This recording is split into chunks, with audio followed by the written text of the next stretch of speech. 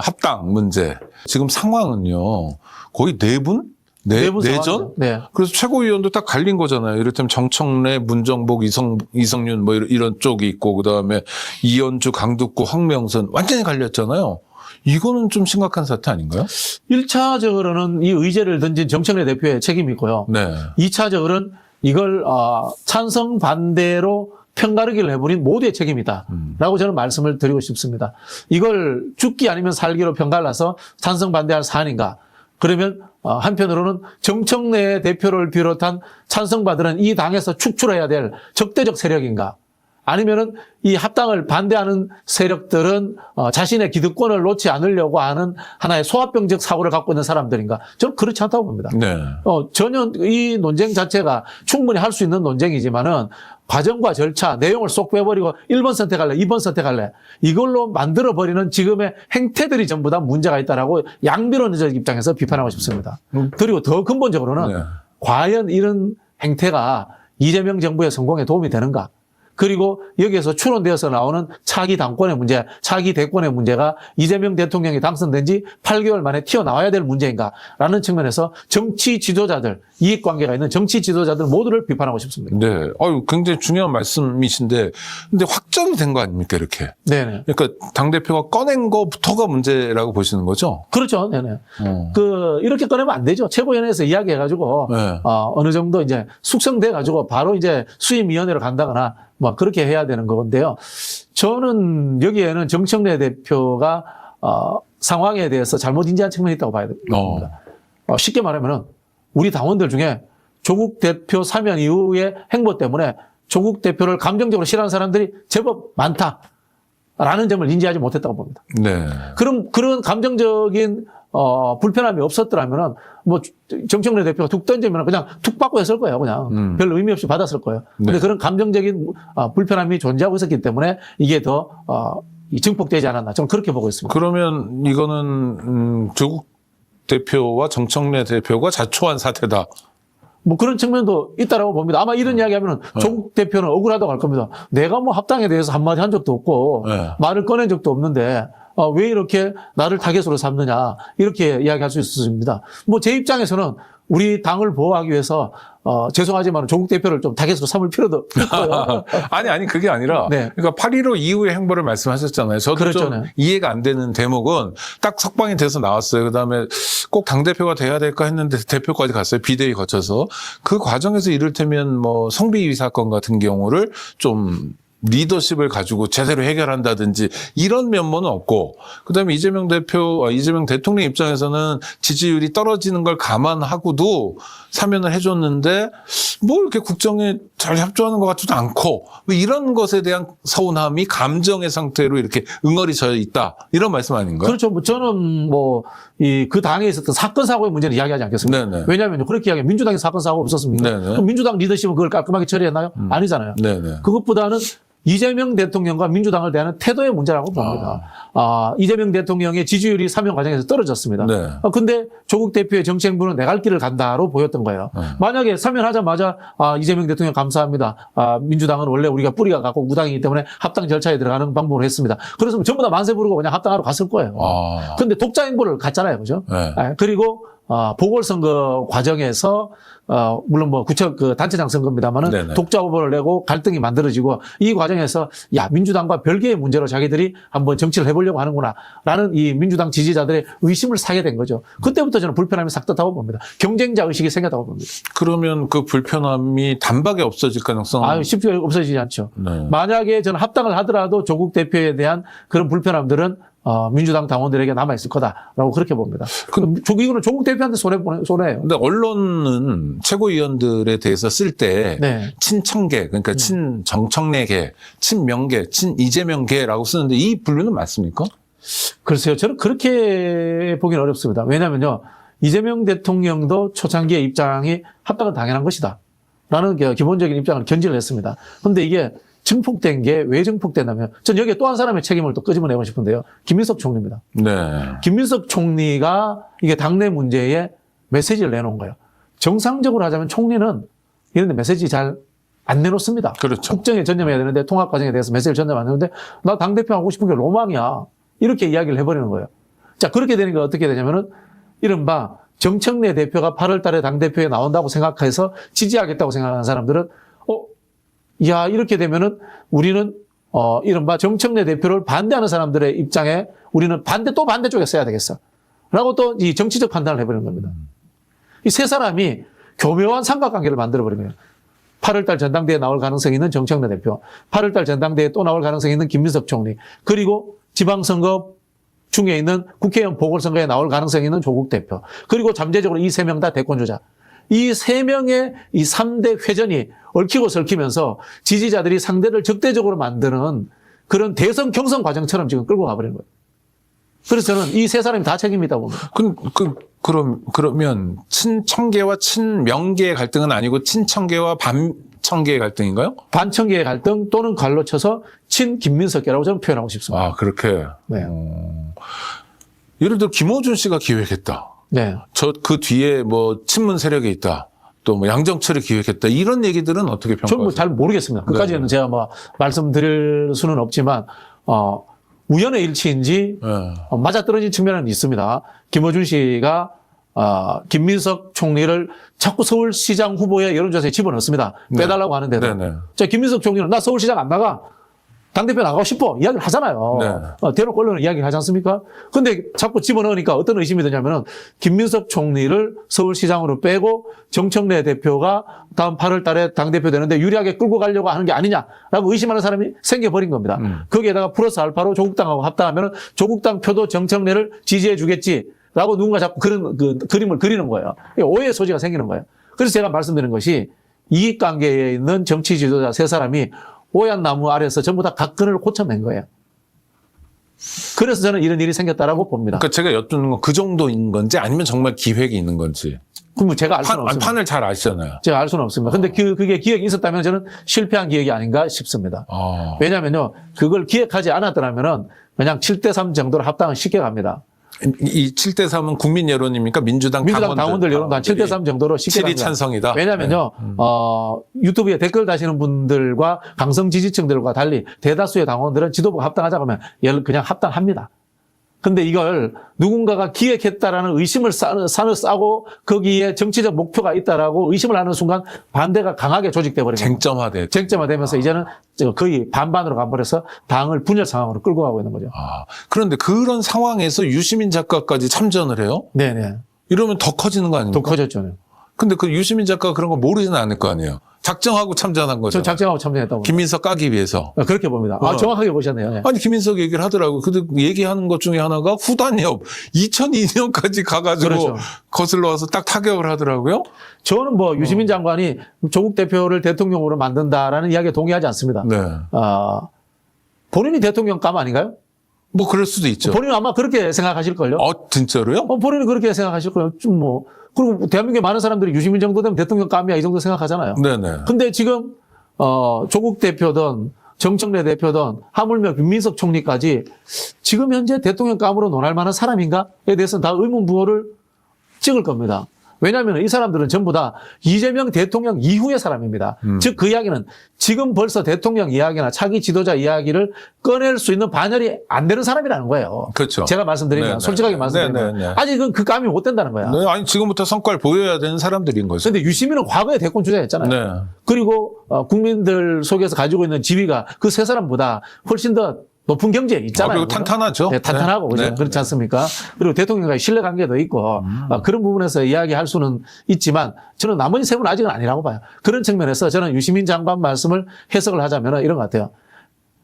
나도 가만히 있는데 말이야. 뭐 벌써 대통령 이야기하면서 그렇게 이야기하느냐라는 측면도 저는 담고 있다라고 보고 거기에는 김민석 총리에 대한 오래된 앙금도 저는 작동하고 있다라고 봅니다.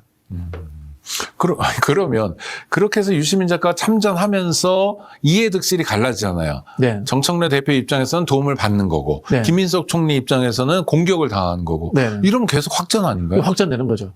아니, 유시민 장관이 이제 참전하시면 이게 확전됐습니다. 큰일 났습니다. 그래서 제가 봤을 때는 유시민 장관이 그럼 절차에 뭐가 문제가 있냐 이런 이야기를 하시잖아요.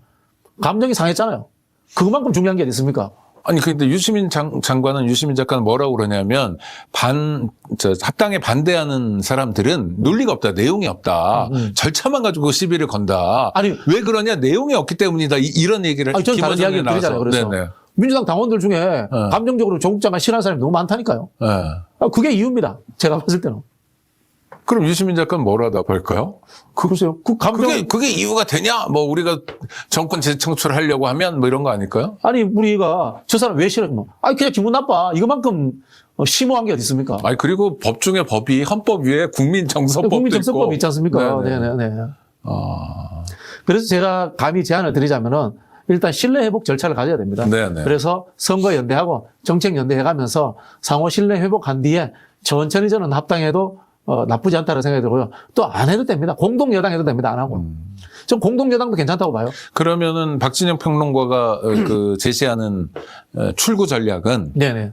일종의 합당 논의를 중단하라. 예, 중단하고 일단 선거연대 테이블부터 열어라. 그리고 공동여당으로서 정책연대부터 하자. 공동연대 여당이라는 게 뭔가면요. 당정협의를 같이 하는 거예요. 네. 그거는 이제, 이제는 그때는 대통령께까지 보고를 드려야 됩니다. 네네. 그거는 이제, 민주당 지도부가 대통령께 이제 제안을 해야 되겠죠. 그럼 대통령이 받아들이시면은, 공동정부가 돼서 당정협의를 같이 하는 겁니다. 그럼 다 합당 안 해도 돼요.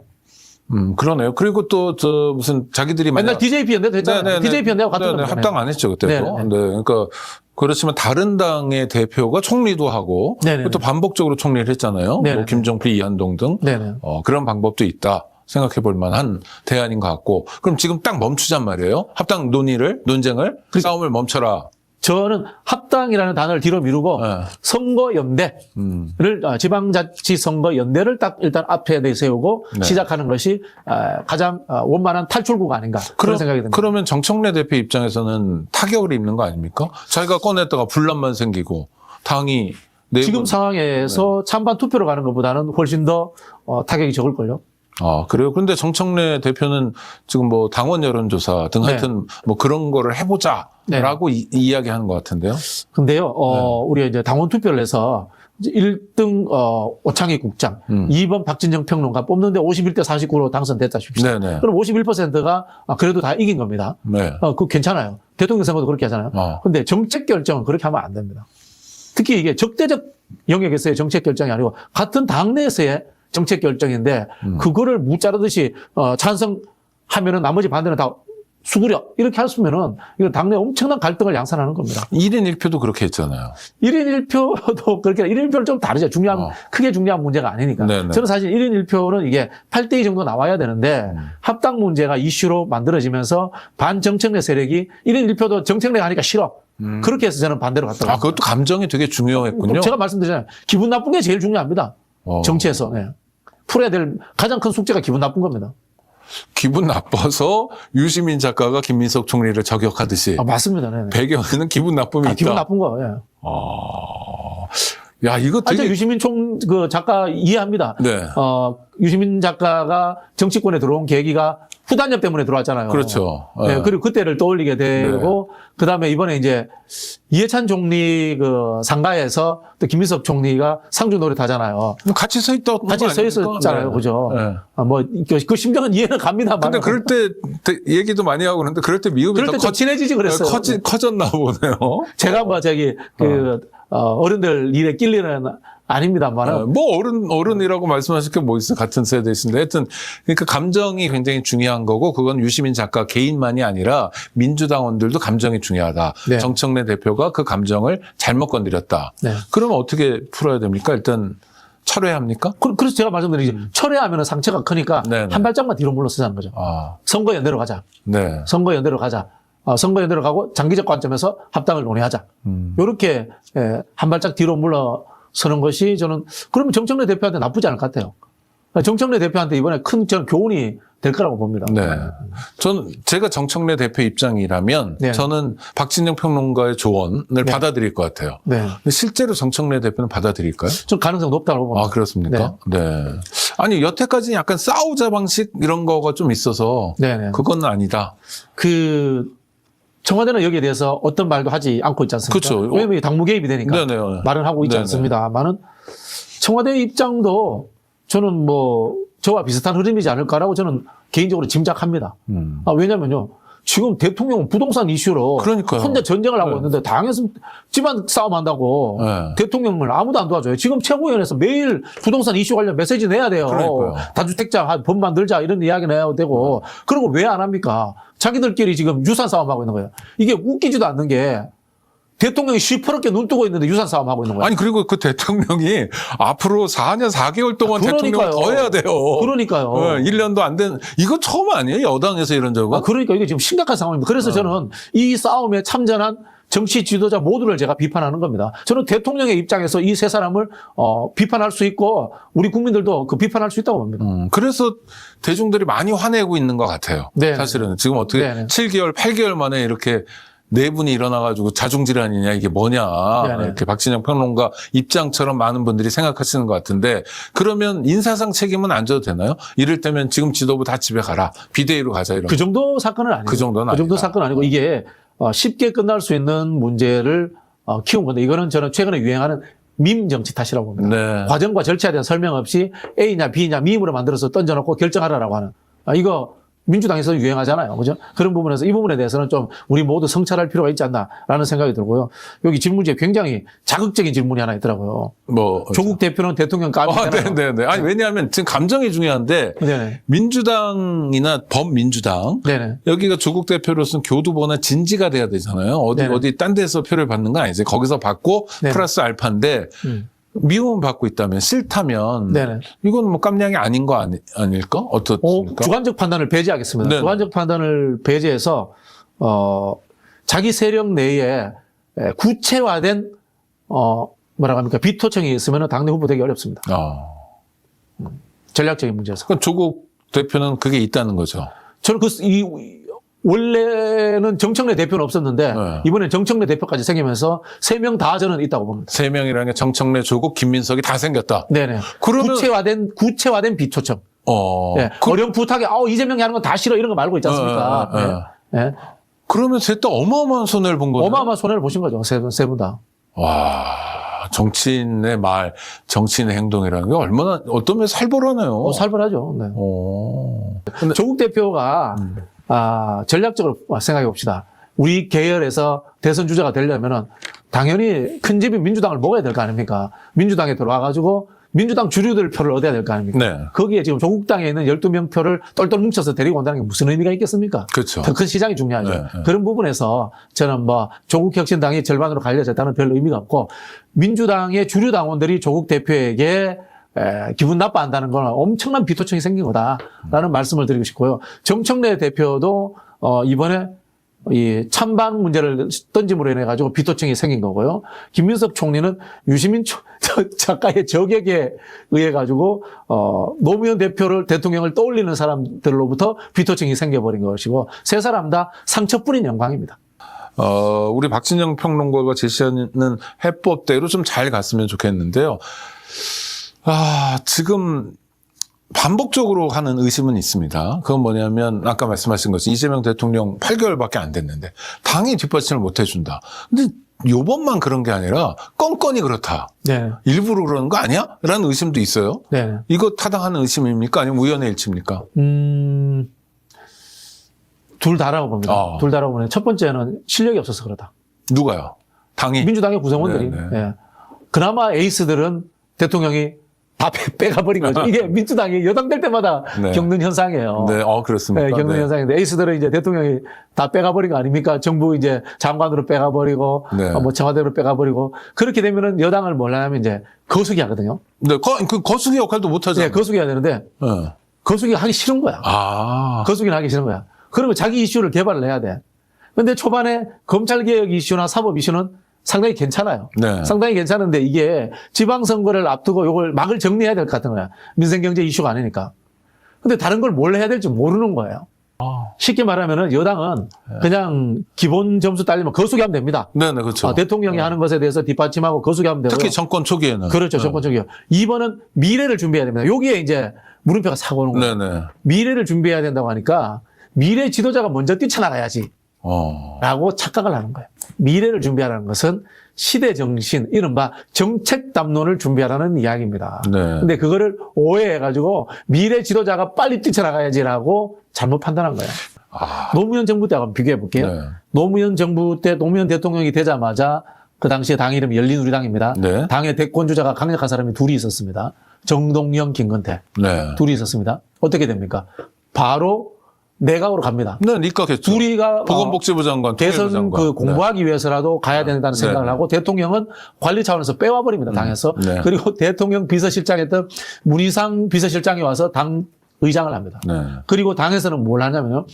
양극화 해소, 사회통합적 시장경제, 사회투자국가, 별별 담론들이 다 나옵니다. 그리고 4대 개혁입법 처리하자. 기억나시죠? 그죠? 맞아요. 노무현 정부 때 여당은요, 뭐 시끌벅적했어요. 그렇죠. 그 다음에 미래를 많이 얘기했어요. 담론 투쟁을 합니다. 서로가 네, 전부 다. 네. 개혁이냐, 실용이냐. 네. 그때 뭐 친노냐, 비노냐 이런 이야기 안 나옵니다. 담론 투쟁을 하게 됩니다. 그렇게 해서 굉장히 풍부하게 만들어 놓습니다. 그리고 노무현 대통령 임기가 2년 정도 남았을 때 대권주자들이 장관하다가 당으로 돌아옵니다. 네. 이게 정상적인 여당의 운영 방식이에요. 그렇죠. 네. 문재인 정부도 예를 들어볼게요. 문재인 정부 초창기 때 대권주자 있었습니까? 아무도 없었습니다. 네. 그냥 도지사하고 있고, 누군 총리하고 있고. 이런 총리하고 거죠. 있고 네. 대권주자도 아니었고 네. 당은 이해찬 대표라는 어른이 관리하는 체제였습니다. 그렇게 해서 굴러갑니다. 그죠? 그리고 물론 뭐 저는 동의하지 않았습니다만은 소득주도 성장도 내고 남북관계 정상 이거 뭐 저 동의했습니다. 남북관계 정상화하자 이런 이야기도 나오고 이런 것들을 가지고 담론을 가지고 끌고 갑니다. 당에 있는 차기 대권주자 가지고 여당을 끌고 가지 않아요. 그렇지 않습니까? 그리고 너무 일찍 부각되면 네네. 흠집 나지 않습니까? 그렇죠. 네. 근데 그래서 저는 담론, 정책 담론을 던지지 않고 얼굴 내밀기를 차기 주자들이 너무 하고 그것이 이익관계로서 이번에 합당 찬성 반대로 뒤에서 드러남으로 인해서 이런 대형 분란이 일어났다고 보고요. 이 세 사람 모두에게 저는 안 좋게 작동할 것이다라고 봅니다. 이 세 분이 진짜로 5년 후까지 대권 경쟁까지 갈 수 있을지 의문부호를 한번 던져봅니다. 저는 뭐 감히 제언 드리자면요. 네. 세 분 다 차기 전당대회 안 나왔으면 좋겠습니다. 네. 그래서 제가 세 분한테 네. 감히 조언을 드리자면 네. 모든 문장 서두에 이재명 정부의 성공을 위하여 네. 라는 것을 모든 말씀하시는 문장 서두에 깔고 이야기를 하십시오. 그래야지 우리도 스스로 세뇌됩니다. 그렇죠. 네. 아니 이게 대통령을 위하자는 소리가 아니라 네. 이재명 정부가 성공해야지 대한민국이 잘 될 거 아닙니까? 그럼요. 그죠? 네. 아니, 그리고 대통령 개인의 문제가 민주당도 그렇잖아요. 이재명 그렇죠. 정부가 실패하면 민주당의 미래가 뭐예요? 아니라. 그렇죠. 네. 국힘에게 정권 내주는 정당, 야당으로 네네. 소리나 쳐야 되는데 네네. 완전히 하늘과 땅 차이죠. 네. 네, 좋습니다. 이재명 정부의 성공이 제일 과제여야 된다. 그건 실제로도 그래야 되고 레토릭도 그렇게 가야 그렇죠. 된다. 네. 자력으로 이재명 대통령만큼 지지와 지분을 갖고 있는 사람 없잖아요. 없죠. 그렇잖아요. 네. 네. 그럼 이재명 대통령의 성공이 제일 중요하죠. 그러니까 스스로 빛을 내는 발광체는 없고 반사체 역할인데 네. 아니면 지금부터 많이 성장하든지 해야 될 텐데 더더욱 태도가 중요하다. 이런 말씀이네요. 아니면 자신 있으시면 대통령과 정면 대결 하시던가요? 할 수 있는 사람이 있을까요? 없을 겁니다. 네.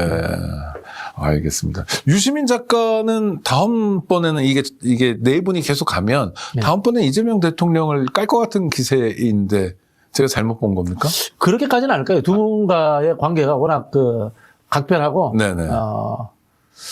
뭐 아마 서로 익숙해져 해주는 면이 저는 있을 거라고 봅니다. 네. 두 분이. 네. 저 양반은 뭐 저 정도 선에서는 뭐 네네. 얘기할 수 있는 거다. 왜냐면은 현장 정치인이 아니잖아요. 네. 이익관계가 별로 없잖아요. 어떤 분이 그런 이야기 하더라고요. 노무현, 문재인, 조국으로 이어지는 것을 완성하고 싶어 한다. 네. 그거 저 아닙니다. 왜냐면은, 유시민 장관은 제가 아는 바로는 친문은 아닙니다. 네. 심지어 친문이 아니다. 네. 그러나 뭐 노무현 뭐 재단 이사장도 하고 막 그쪽에서 굉장히 친노죠. 네. 친노죠. 친노인데 친문이 아닌. 그럼 제가 질문해 볼게요. 네. 안희정 이광재는 친문입니까? 약간 아닌 것 같기도 아니잖아요. 하죠. 친노잖아요. 네네. 친노일 뿐이잖아요. 네네. 네. 그렇군요. 네. 그러니까 정치적 셈법이든 그룹이든 이건 다양하게 구성될 수 있는 네, 거다. 네. 달리 봐야 된다. 좋습니다. 이제 시간이 정말 없어가지고 한준호 의원 말씀하신 게 지난주 자꾸 일주일 동안 생각이 나가지고 아니 근데 제가 잘생긴 것도 추미애 자산이다. 의원도 이야기했고 했는데 김병주 의원도 이야기했는데 네. 왜 한준호 의원만 띄워가지고 머리가 남아요 머리에. 왜 그래요 이건? 그게 네. 말씀드린 세 분 탓이에요. 그 세 분이 그렇게 하니까 네. 뭐 새로운 다른 사람 없어 자꾸 이게 보게 되는 거예요, 사람들이. 그렇군요. 그러면 이게 네. 표현하자면은 이 합당 찬성 반대의 논란과 지도자들의 이익 관계가 얽히는 사이에 신상품으로서의 한준호가 쑥 들어와 버린 거예요. 그럼 한준호 의원은 잘한 거네요. 그렇죠. 뭐 득봤죠 이번에. 나머지 손해고. 네네. 그 다음에 그 최고위원회에서 이제 목소리 높이는 최고위원들은 어떤 포지션이라고 봐야 되나요? 자기가 정치적으로 막 소리친다고 문정복 의원을 특히 두고 염두에 두고 하는 얘기가 모르겠습니다만 별로 특대할 건 없는 것 같은데. 그렇죠. 하위 파트너 무슨 누구의 뭐 꼬봉 정도의 이미지만 강화될 텐데 왜 그럴까? 그게 대표하고 최고위원하고 따로 뽑으니까요. 아무리 최고위원들이 대표에 대해서 저항하는 메시지를 내더라도 그 최고 대표와 동급으로서 여기에 대해서 저항한다라고 보여지지 않는 겁니다. 네. 그런 부분이 존재하는 거고요. 그리고 제가 늘 말씀드리지만 당내 투쟁의 한계와 예의라는 것에 대해서 공부 좀 하셔야 돼요, 전부 다. 한계는 어디까지입니까? 한계는 상대를 죽일 사람인지 아니면은 공존하면서 설득할 사람들에 대해서 판단하고 메시지 내야 됩니다. 그럼 당내에서는 그래도 금도를 지켜야 된다. 그렇죠. 아니 뭐 예를 들어서 정청래, 김민석 지금 경쟁구도 이미 짜여졌잖아요. 네. 상대편에서 봤을 때 정청래 대표가 죽일 사람이면 그렇게 하세요, 계속. 김민석 총리가 정치적으로 죽여야 될 대상이면 그렇게 하세요. 그러나 그게 아니고 같은 자산으로서 우리 당의 소중한 사람이라고 생각한다면 적정한 수준에서 멈춰주시는 게 맞다고 봅니다. 그러면 뭐 지난주에 계속 화두가 상중이어서 이해찬 전 총리였는데 이해찬 전 총리가 지금 뭐 여전히 우리 곁에 있다면 지금 상황에 대해서 꾸짖고 조용하라고 하셨겠죠. 조용해. 네. 자, 보세요. 네. 전쟁을 상중이라고 안 합니까? 그렇죠. 하죠, 그죠? 네. 상중이라도 전쟁합니다. 근데 상중이라서 전쟁 안 싸웠잖아요. 네. 그럼 이게 전쟁이 아니란 뜻이에요. 그렇게 죽기 살기로 싸워야 될 주제가 아니라는 뜻이에요. 네네. 그러면은 돌아가신 분의 뜻을 받들어서 적절한 선에서 저는 유예하는 것이 맞다라는 생각이 듭니다. 네. 오버하지 마라. 네네. 네. 적절한 선에서 유예해야 된다. 우리 민주당이 박진영 평론가 얘기만 좀 잘 들으면 국민들이 걱정하기는커녕 국민들이 든든해하는 정말 믿음